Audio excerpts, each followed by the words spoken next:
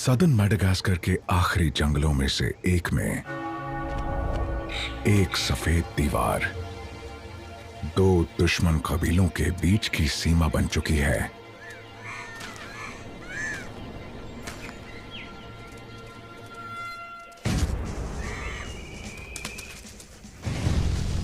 एक तरफ museum gang, 14 lemurs की आराम परस्त सेना, जिसका नेतृत्व इनकी अनुभवहीन रानी केटी करती है।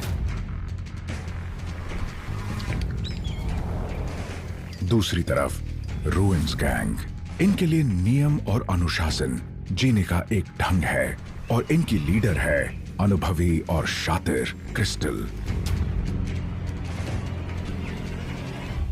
उनके बीच नो मैन्स लैंड की बंजर रेत है। दोनों तरफ मौजूद दुश्मन अकड़ दिखाते हैं और एक दूसरे को घूरते हैं।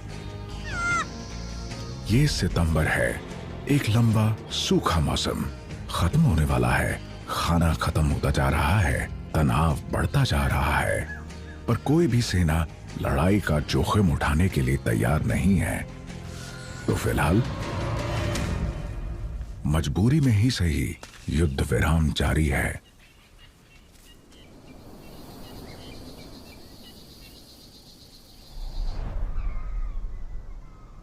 गैंग्स का ये कीमती इलाका इंसानों और प्रकृति की दुनिया का संगम है। लीमर्स का ये घर, इनका ये जंगल हर तरफ से खतरनाक इलाकों से घिरा हुआ है। 100 साल पहले पूरा सदर्न मेडागास्कर जंगल से ढका हुआ था, पर फिर खेती के लिए पेड़ों को काट दिया गया।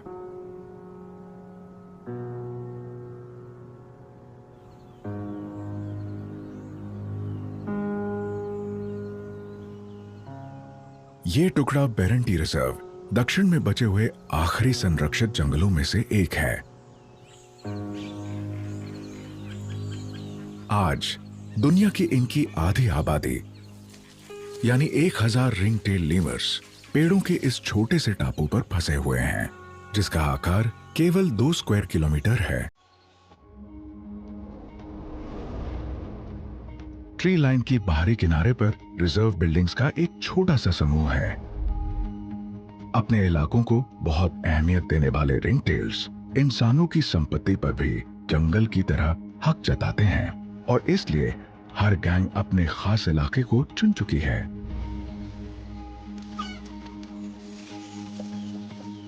कुछ हद तक इंसानों के बीच रहना बुरा नहीं होता। यहाँ सुरक्षा है और ऐसे संसाधन हैं जो जंगल में कभी नहीं मिल सकते हैं। और इसीलिए बेरेंटी के रिंग टेल्स की जीवित रहने की देर सबसे ज्यादा है। पर इस वजह से जगह कम पड़ने लगी है। यहाँ पर लीमर्स की आबादी दूसरी जगहों से 5 गुना ज्यादा घनी है। इन्हें अपने इलाकों को रिजर्व में काम करने वाले स्थानीय मालागासी लोगों के साथ बांटने की आदत है, पर इन सेनाओं को एक दूसरे के साथ बांटना पसंद नहीं है।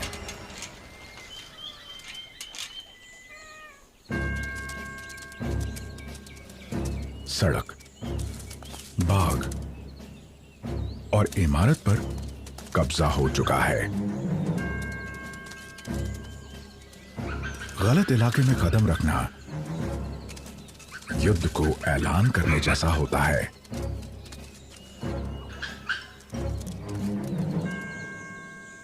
बेरेंटी का सबसे अच्छा इलाका रूइंस है, जो कभी एक रेस्टोरेंट हुआ करता था, अब रूइंस गैंग के 15 ताकतवर सदस्यों का घर है। और हेडक्वार्टर्स की इनकी लीडर क्रिस्टल का।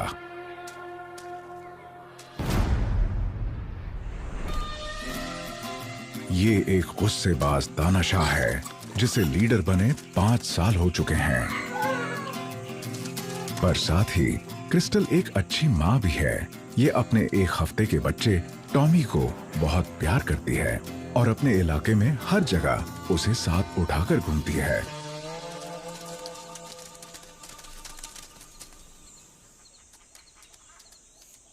सुबह रूइंस गैंग इसके इर्द गिर्द इकट्ठा होती है। 5 वयस्क नर, 4 बच्चे और 5 वयस्क मादाएं, जिन सब के पास एक एक हफ्ते का बच्चा है। अगर क्रिस्टल को सबसे ऊंचे ओहदे पर कायम रहना है तो इसे सबको खाना खिलाना होगा और सुरक्षित रखना होगा, पर इसे इनको सही रास्ते पर भी रखना होगा। और ये सिर्फ अच्छी बनकर बॉस नहीं बनी है, ये सबको जल्दी से इकट्ठा करती है ताकि ये हर रोज होने वाला एक जरूरी काम कर सकें, इलाके में गश्त लगाना।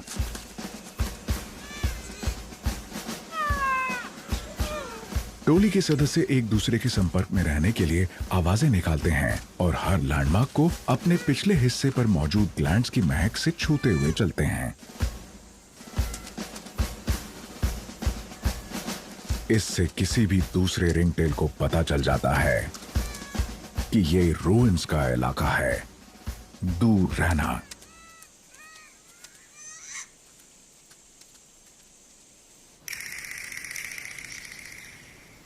ये संदेश मुख्य तौर पर एक खास समूह के लिए है। सिर्फ 50 मीटर की दूरी पर म्यूजियम गैंग ने भी एक जमीन पर कब्जा कर रखा है।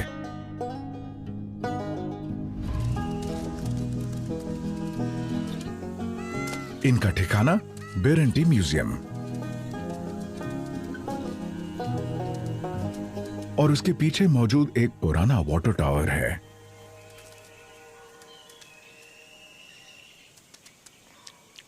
इनका संचालन करती है इनकी बेपरवाह रानी केटी।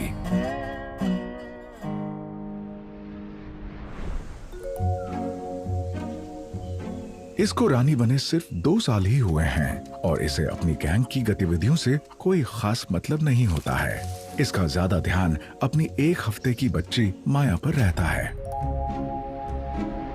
अपनी लीडर से सीख लेते हुए बाकी के म्यूजियम गैंग लीमर्स भी राजनीति को लेकर ज्यादा गंभीर नहीं है। यहां ना गश्त की चिंता है, ना ओहदों की मारामारी, और ज्यादा समय आराम करने में बीतता है। यहां वयस्क नर मॉरिस से ज्यादा मजे में और कोई नहीं है।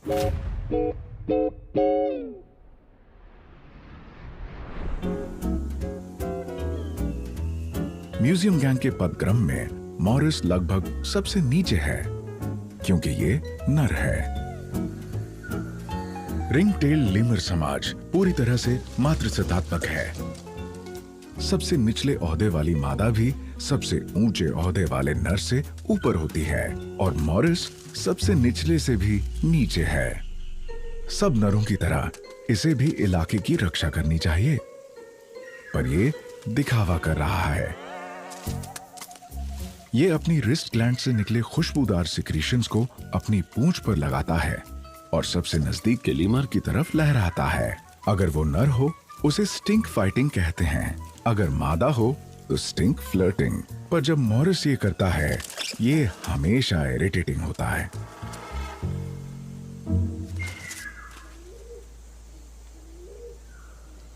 भले ही ऐसा लगता है कि केटी थोड़ी बेपरवाह है, पर इस पर भी वैसा ही दबाव है जैसा क्रिस्टल पर है।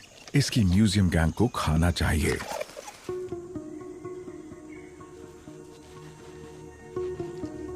सूखा पड़े 5 महीने हो चुके हैं। बारिश आने में कम से कम 4 हफ्ते और हैं और जंगल में खाना कम होता जा रहा है। वयस्क लीमर्स के लिए ये साल का सबसे मुश्किल समय है। खास तौर पर माएं बहुत परेशान हैं। इनको बरसात होने तक अपने बच्चों को दूध भी पिलाना है। इस सब बच्चों के साथ में पैदा होने से एक फायदा होता है, जब तक ये सब दूध पीना छोड़ेंगे बारिश आ चुकी होगी और पेड़ों पर फल लग चुके होंगे। फिलहाल केटी को कैसे भी अपने म्यूजियम गैंग के लिए खाना ढूंढना है ताकि छोटे बच्चों की जान बच सके। अगर ये नाकाम रही तो ज्यादा समय तक रानी नहीं रहेगी।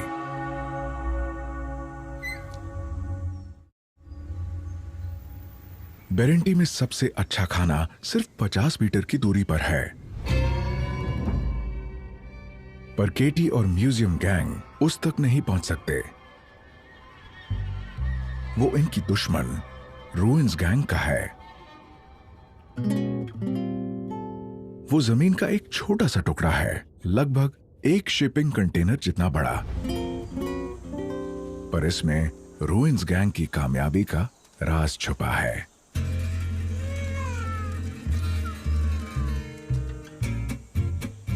ये टॉर्टोइस पेन है। यहां लुप्त हो रहे रेडिएटेड और स्पाइडर टॉर्टोइसेस रहते हैं। ये दो प्रजातियां सिर्फ मैडागास्कर के आइलैंड पर ही पाई जाती हैं।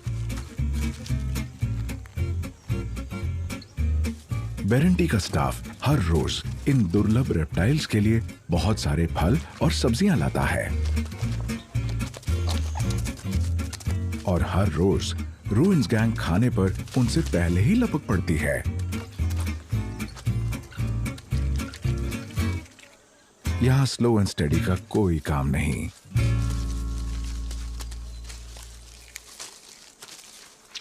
सर्वभक्षी रिंगटेल्स के लिए ये एक दावत है। सूखे मौसम में बेरेंटी के जंगलों में कुछ खाने को मिलता है तो बस पत्ते। तो ये स्वादिष्ट और पौष्टिक दावत रूइंस गैंग को बाकी गैंग्स के मुकाबले बहुत फायदा पहुंचाती है।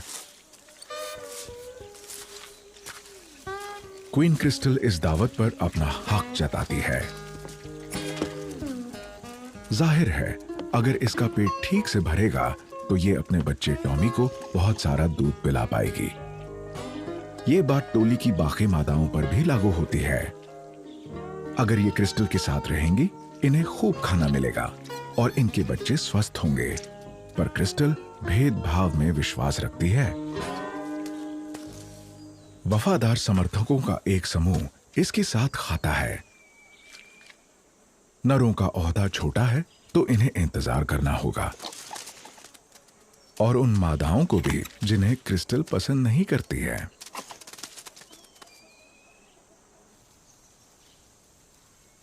पास ही की दीवार पर समझदारी के साथ इंतजार करती हुई एरिका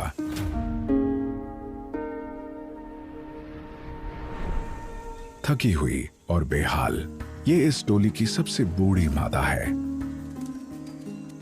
कभी इस टोली पर एरिका का राज था, पर 5 साल पहले इसका ताज क्रिस्टल के पास चला गया और ये मादा पदक्रम में सबसे नीचे पहुंच गई। 5 साल की बदसलूकी और भूख से कमजोर होने के बावजूद ये अपने बच्चे किट को जन्म देने में कामयाब रही। ये भी बाकी सब बच्चों की तरह एक हफ्ते पहले पैदा हुआ था। सामाजिक रूप से बहिष्कृत एरिका की टोली की माओं में से सिर्फ एक सहेली है, पैम। पैम भी पदक्रम में बहुत नीचे है। ये और इसका बच्चा एरिका और किट के साथ खाने का इंतजार करते हैं। पैम और एरिका जानती हैं कि ये रानी और उसके चमचों से नहीं लड़ सकती हैं। क्रिस्टल का राज करने का तरीका यही है, अपने खास साथियों को ताकतवर रखने के लिए खूब खिलाना और अपने दावेदारों को भूखा रखकर कमजोर बनाना, ताकि कोई भी अपना सिर ना उठा सके।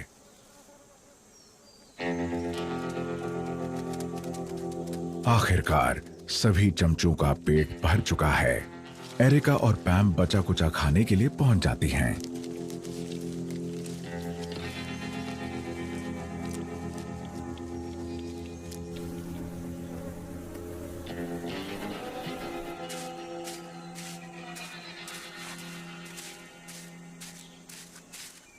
क्रिस्टल के भेदभाव और बदसलूकी के कारण ये दो कम ओहदे वाली मादाएं दिन ब दिन और भूखी और कमजोर होती जा रही हैं। इनके बच्चों पर असर साफ दिख रहा है। किट और जेमी की हड्डियां निकली हुई हैं, जबकि टोली के बाकी बच्चे स्वस्थ और सतर्क हैं। सबसे अलग और उपेक्षित पैम और एरिका उन नियमों की शिकार हैं जिनसे इस रिंगटेल गैंग पर राज किया जाता है।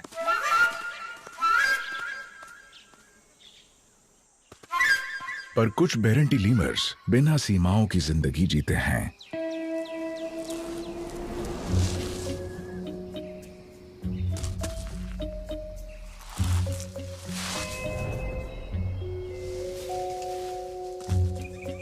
ये हैं शिफाकस। इनको इलाकों के लिए लड़ने की कोई जरूरत नहीं है। ये पत्ते खाते हैं, तो सूखे मौसम में भी इनके लिए खाना बहुत होता है। शिफाकस एक टहनी से दूसरी टहनी पर उछलने में इतने माहिर हैं कि चलना ही भूल गए हैं। ये बेरेंटी की खुली जगहों में उछलते हुए देखे जा सकते हैं और इनके 1 महीने के बच्चे इनको कसकर पकड़े रहते हैं। इनका जहां मन करे वहां जाते हैं।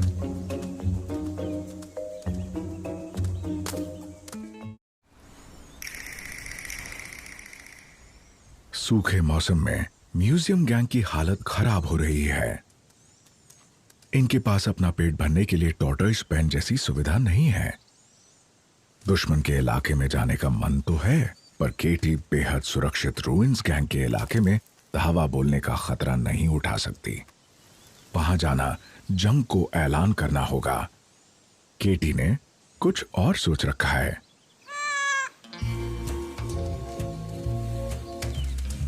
ये अपनी टोली को म्यूजियम से और अपने इलाकों की सुरक्षा से दूर ले जाती है। ये बेरेंटी के खेतों के बीच में बने कच्चे रास्तों से आगे बढ़ते हैं। इस सड़क पर 1.5 किलोमीटर आगे खाना है।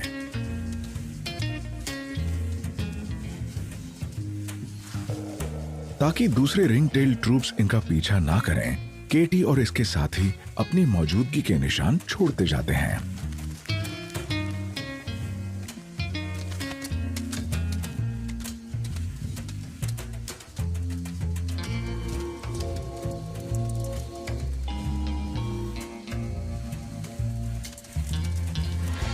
रास्ते में केटी के लापरवाह कबीले का ध्यान भटकना कोई बड़ी बात नहीं है।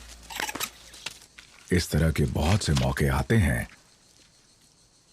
और हमेशा की तरह मॉरिस फिर शुरू हो गया है। ये एक प्ले फाइट होने की उम्मीद में एक स्टिंक बॉम्ब लहराता है, पर सामने वाला नर कोई दिलचस्पी नहीं दिखाता है।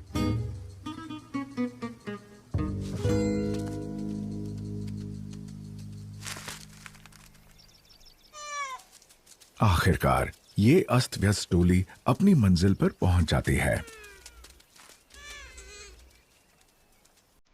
ये टॉर्टोइस पेन को केटी का जवाब है।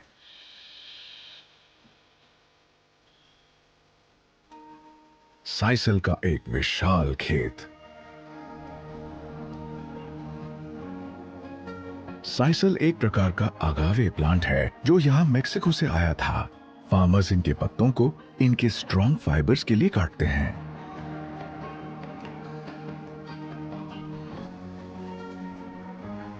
लेकिन लीमर्स को इनके फूल चाहिए। इनके कलियां मीठे पराग और प्रोटीन युक्त पोलन से भरी हैं।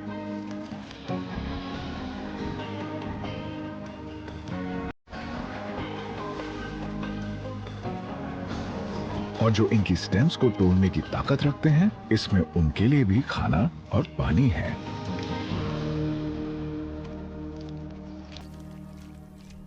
रूइंस गैंग की तरह ओहदों की परवाह किए बिना म्यूजियम गैंग में सब मिलकर खाते हैं, बल्कि माएं कोशिश करती हैं कि सबसे पहले उन्हें खाना मिले।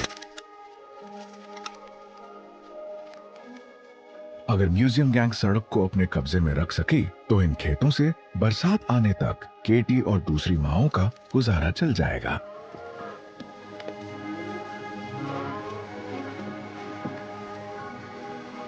देर तक चले लंच के बाद केटी अपनी सेना को घर वापस ले जाती है। सड़क को सेंट मार्क करके और साइसल में आकर इन्होंने अपना दावा पेश कर दिया है। पर यह दावा तब तक टिकेगा जब तक इनमें उसे कायम रखने का दम होगा। आगे घास में कुछ हरकत दिखाई दी है।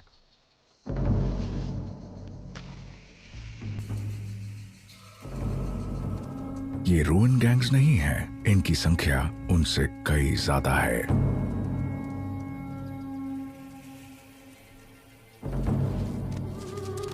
ये जो भी हैं, इनको साइसल मिल गया है।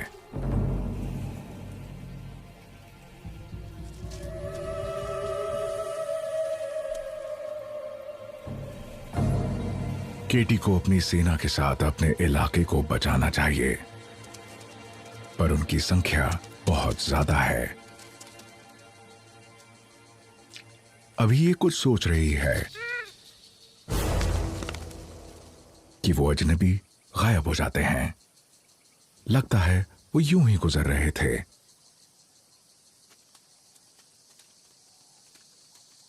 केटी और उसकी टोली म्यूजियम में सुरक्षित अपने घर की तरफ चलना जारी रखती है, पर इन पर घात लगा और हमला किया गया। ये रेडर्स हैं और ये बस यूं ही नहीं गुजर रहे हैं। 25 सदस्यों वाली ये ताकतवर गैंग रिजर्व की सीमाओं पर मंडराती रहती है और इनके अपने ही नियम हैं और इनको साइसल चाहिए। अब केटी और इसकी गैंग को लड़ना होगा या अपने खेतों को इनको सौंपना होगा। इनके बच्चों को अपनी पकड़ मजबूत रखनी होगी। लिमर अक्सर ऐसे ही लड़ते हैं, कभी पीछे दौड़ना, कभी लपकना और कभी आक्रामकता के साथ घूरना।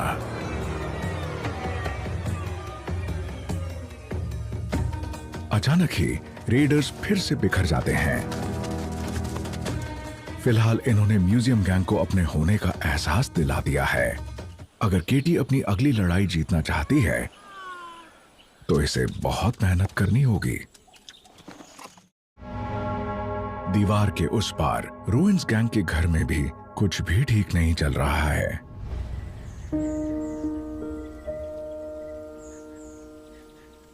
एरिका का जीवन और मुश्किल हो चुका है। इसके हिप पर एक खुला जख्म है। इसकी एकमात्र सहेली की रिब्स पर एक बाइट मार्क है। क्रिस्टल की बदसलूकी और बढ़ती जा रही है। अभी तक एरिका के बच्चे किट को कोई चोट नहीं लगी है, पर इसका भविष्य खतरों से घिरा नजर आ रहा है। एरिका चुपके से टॉर्टोइस पेन से रूइंस में जाती है और पैम और उसका बच्चा जेमी भी उसके पीछे हैं।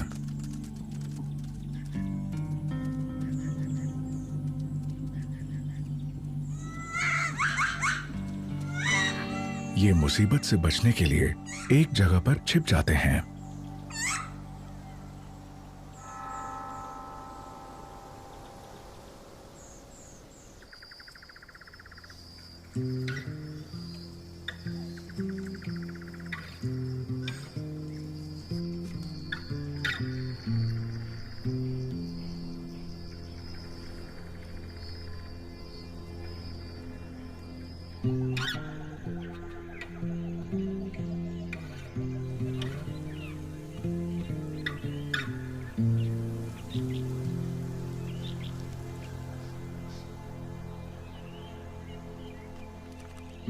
अगली सुबह रूइन गैंग्स चढ़ते सूरज का आनंद लेते हैं।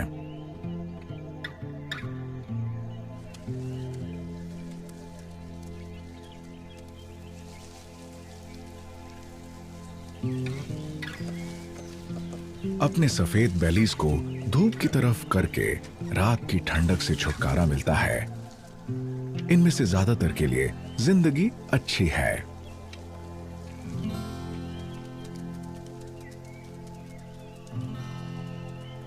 पर जमीन पर संपन्न और असंपन्न का बीच का फर्क और साफ दिखने लगा है। क्वीन क्रिस्टल और बेबी टॉमी अपने वफादारों से घिरे हैं और बहुत खुश हैं।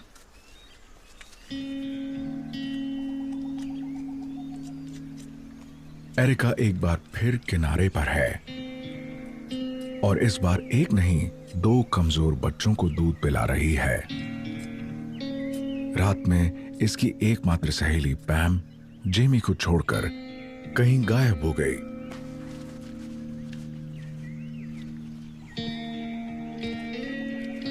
एरिका इसे और साथ में अपने बच्चे किट को जिंदा रखने की कोशिश कर रही है। जेमी अपनी मां को पुकारता है। एक युवा मादा उसकी पुकार सुन लेती है। हर उम्र के रिंगटेल्स का दूसरे के बच्चों को संभालना एक आम बात है और इससे एरिका को थोड़ा आराम मिला है। यहां सिर्फ मादाएं ही बच्चों को नहीं संभालती हैं, ये काम नर भी करते हैं, मगर मादाओं को प्रभावित करने के लिए इसकी नजर भी इनाम पर है। ये है ट्रेविस। इस छोटे ओहदे वाले नर की टोली में कोई अहमियत नहीं है। हो सकता है जेमी का ख्याल रखने से इसका सामाजिक जीवन कुछ बेहतर हो, तो ये आगे बढ़ता है। पर एरिका सतर्क है। एरिका पीठ फेरकर धूप सेकने लगती है और ये नहीं देख पाती कि उस मादा ने जेमी को छोड़ दिया है। इस बच्चे को कुछ दूसरे लीमर्स ने घेर लिया है। आखिर ये ट्रेविस के पास ही सुरक्षित है। इस बार एरिका उसे मदद करने देती है।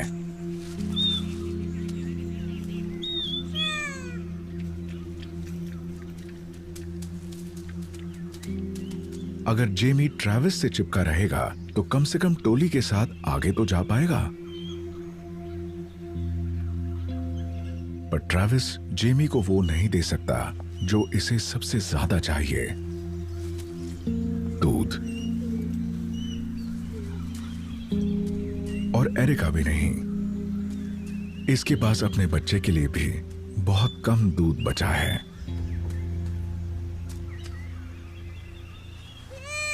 जेमी अपनी मां के बिना रात तक जिंदा नहीं बचेगा। पैम को वापस आना ही होगा, वो भी जल्दी।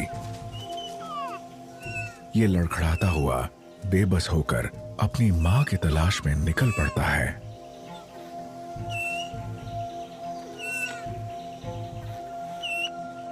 ये खतरों से खेलता हुआ टॉर्टोइस पेंट के पास पहुंचता है।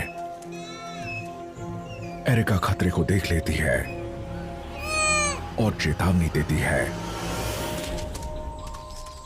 देर हो चुकी है। ये इतना छोटा है कि खुद ऊपर नहीं चढ़ सकता। इस पर एक भूखी स्पैरो हॉक की नजर है।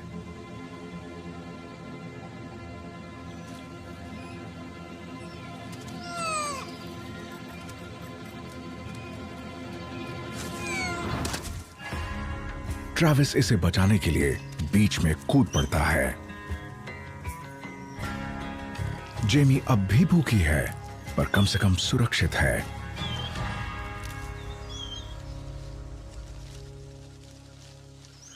फिर एक जानी पहचानी लीमर नजर आती है। ये पैम है।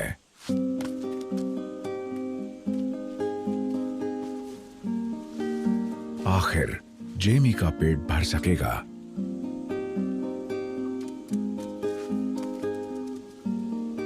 जिस वक्त क्रिस्टल और उसके साथी सो रहे हैं, पैम चुपके से पानी पी लेती है। जबकि आज का हीरो ट्रेविस नजर रखता है। ड्रामा खत्म हो चुका है।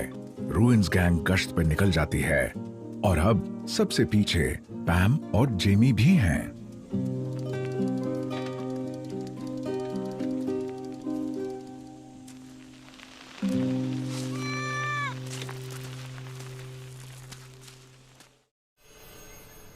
बेरेंटी में एक नया दिन, जो अब पहले से भी ज्यादा सूखा है। म्यूजियम के पास केटी की नजर जागते ही कुछ घुसपैठियों पर पड़ी है। ये ब्राउन लीमर्स का एक झुंड है। ब्राउन लीमर्स बेरेंटी के नहीं हैं। ये मेडागास्कर के एक दूसरे हिस्से में रहते हैं। ये कैद में रखे गए उस समूह के वंशज हैं जो 70 के दशक में भाग निकले थे। ये धीरे धीरे फैल रहे हैं और रिंगटेल्स को संसाधनों के लिए चुनौती दे रहे हैं। ये वाटर टैंक से पानी पीने आए हैं। पर यहां तक कि ये स्रोत भी गर्मी से सूखता जा रहा है। ये बड़े शरीर वाले लीमर्स रिंगटेल की सीमाओं को कोई अहमियत नहीं देते हैं। ये इस इलाके में इस तरह घूमते हैं जैसे कि ये इन्हीं का हो। इनकी ज्यादा संख्या से डरी हुई केटी और म्यूजियम गैंग इनको रोकने की कोशिश भी नहीं करते। घुसपैठियों के चले जाने तक म्यूजियम ग्राउंड्स में रुककर इंतजार करने में ही भलाई है। इस वक्त यहां पर खाने की भारी किल्लत है। अब भी बरसात आने में 3 हफ्ते बाकी हैं और केटी के सामने एक बहुत बड़ी समस्या है। आज नहीं तो कल इसकी सेना को बेहतर इलाके और खाने तक पहुंचने के लिए लड़ना होगा, या साइसल फील्ड्स में रेडर्स के साथ, या नो मैन्स लैंड के उस पार रूइंस के साथ। म्यूजियम गैंग सूरज की शाम की किरणों का आनंद ले रही है, पर बच्चों को दूध पिलाना है, इसलिए सिर्फ धूप सेकने से काम नहीं चलेगा। केटी जितनी ज्यादा देर अपनी सेना को बेस तक सीमित रखेगी, भूख की समस्या उतनी विकट होती जाएगी।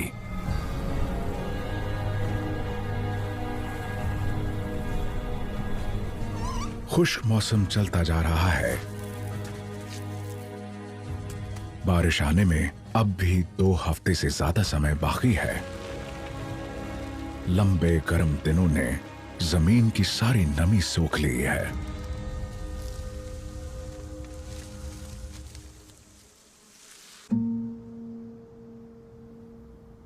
दोपहर की गर्मी में जब पूरा बेरेंटी सोया हुआ है, पेड़ों के बीच कोई मदद की गुहार लगा रहा है। ये एरिका है। इसे किट नहीं मिल रहा। बाकी बच्चों से ज्यादा छोटा और कमजोर लगता है। जब ये सोई हुई थी, वो अपनी पकड़ ढीली पड़ने की वजह से नीचे कहीं गिर गया होगा।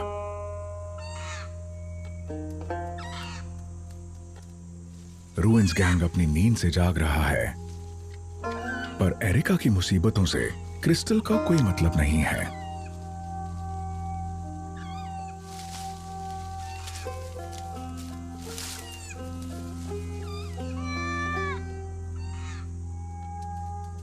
अपनी गैंग का एक बच्चा गायब होने पर भी वो अपनी सेना को गश्त के लिए बुला लेती है और एरिका उसे ढूंढने के लिए अकेली ही रह जाती है।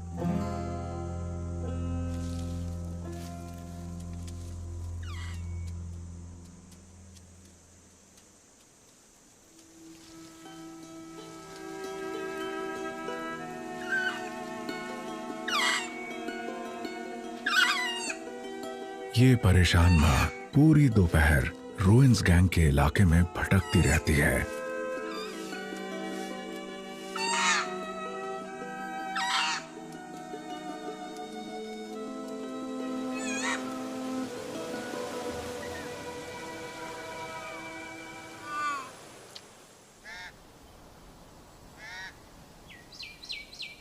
परछाइयां लंबे होने पर एरिका रूइंस में लौट आती है। जब सेना गश्त से वापस आती है, ये तब भी किट को पुकार रही है।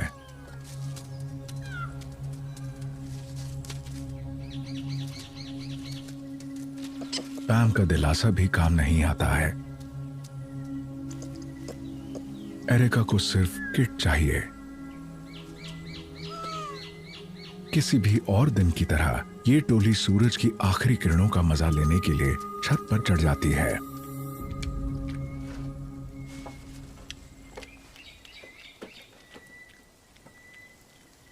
एरिका उनसे दूर रहती है, अब खामोश है। किट अब वापस नहीं आने वाला।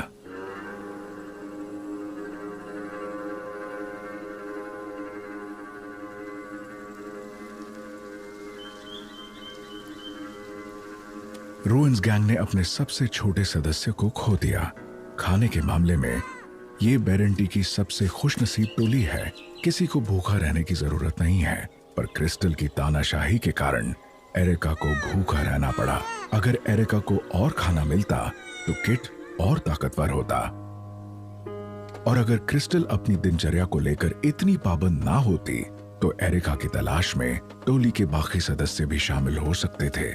हो सकता है वो रानी जो बच्चों की जान खतरे में डालती है ज्यादा देर रानी बनी ना रहे। भविष्य की रानियां हमेशा सही मौके के इंतजार में रहती हैं। इसकी एक साथी जो पेड़ पर से देख रही थी, उसका पहले ही गैंग में काफी डर और इज्जत है। क्रिस्टल की गद्दी खतरे में है। इसे किसी भी विद्रोह को शुरू में ही कुचलना होगा।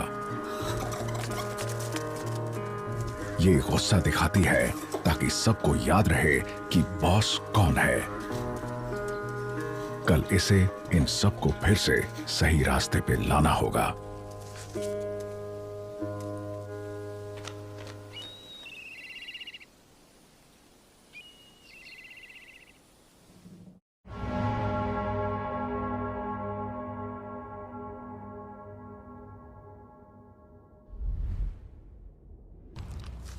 क्रिस्टल सभी को खाने के बहाने इनकी जगह याद दिलाती है।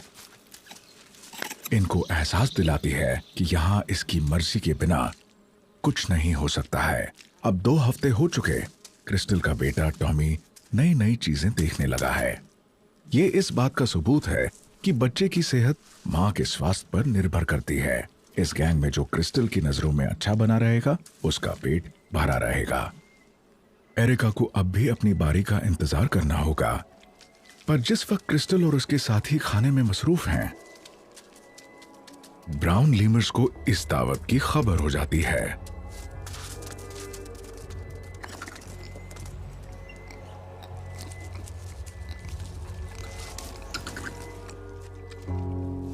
और वो बीच में ही कूद पड़ते हैं। क्रिस्टल बहुत बहादुर है, पर ये इनसे उलझने के हक में नहीं है, यहां तक कि टॉमी के लिए भी नहीं। ये दिल पर पत्थर रखकर अपने साथियों के साथ चली जाती है। कछुओं को पता भी नहीं चलता है कि लुटेरे बदल चुके हैं।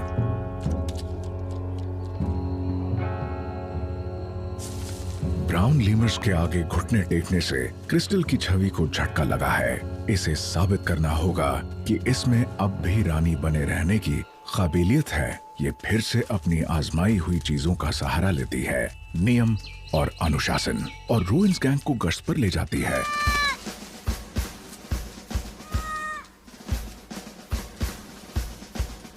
ये इनको उस जगह पर ले जाती है जहां गैंग की वफादारी सबसे ज्यादा अहमियत रखती है, वो सफेद बाउंड्री वॉल।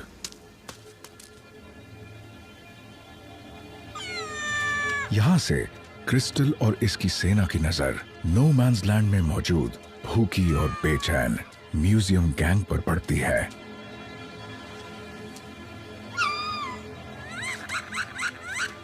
दुश्मन एक दूसरे को देखते हैं। एक युवा रूइंस मादा हिम्मत दिखाती हुई आगे बढ़ती है। मॉरिस म्यूजियम गैंग के नियम तोड़ता हुआ उसे जवाब देता है। ये कभी भी स्टिंक फ्लर्ट करने का कोई मौका नहीं छोड़ता है। ये उसकी दिलचस्पी देखकर हैरान है। इसे ऐसी प्रतिक्रिया की आदत नहीं है, तो ये डर जाता है और भागकर बाउंड्री वॉल पर चढ़ जाता है। वो उसका पीछा करती है,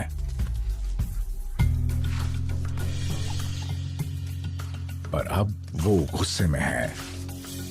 मॉरिस भागता है, लेकिन गलत दिशा में, सीधा रूइंस गैंग के इलाके में।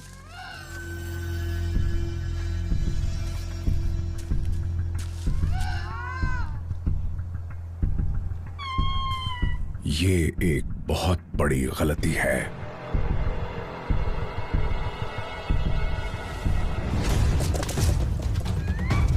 रूइंस गैंग हमला कर देती है। मॉरिस जान बचाने के लिए दौड़ता है। रूइंस गैंग उसके पीछे है। म्यूजियम में केटी और उसकी गैंग को यह शोर सुनाई दे रहा है, पर वो कुछ नहीं करते हैं। वो एक मामूली से नर के लिए लड़ाई शुरू नहीं करने वाली है। अकेला पड़ चुका मॉरिस बाउंड्री वॉल में एक खुली जगह देखकर कूद जाता है, भागते भागते भी एक बेहुदा हरकत। अफसोस, हमलावर हार चुका है।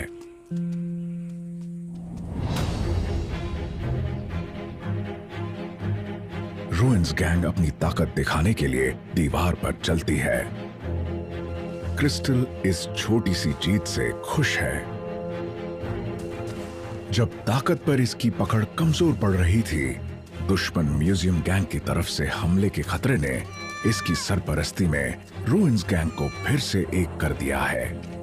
नो मैन्स लैंड की दूसरी तरफ केटी म्यूजियम गैंग को मुसीबत से दूर रखने में कामयाब रही है, पर इसकी सेना अब भी रूइंस और रेडर्स के बीच फंसी हुई है। खाना बहुत कम है और खाने वाले भूखे मुंह बहुत सारे हैं। आज नहीं तो कल लड़ाई होकर रहेगी। कम ओहदे वाले एरिका ने अपना बच्चा खो दिया है।